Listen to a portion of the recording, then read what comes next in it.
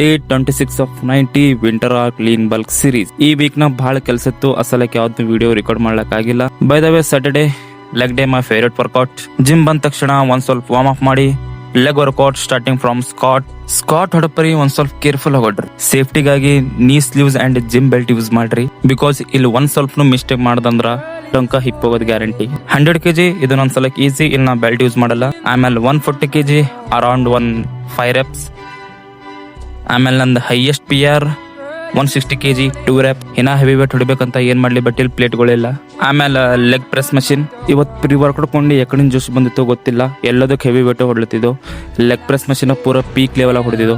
Almost ಒಂದು 260 kg ಅದ. ನೀವು ಬಿಗಿನರ್ ಇದ್ರಿಂದ ಇದೇನು ಟ್ರೈ ಮಾಡಕ್ ಹೋಗ್ಬೇಡ್ರಿ, ಬಿಕಾಸ್ ನಾ ಇಂಟರ್ಮೀಡಿಯೇಟ್ ಇದ್ದೀನಿ, ನಂಗೆ ಇದೆಲ್ಲ ಹ್ಯಾಬಿಟ್ ಅದ.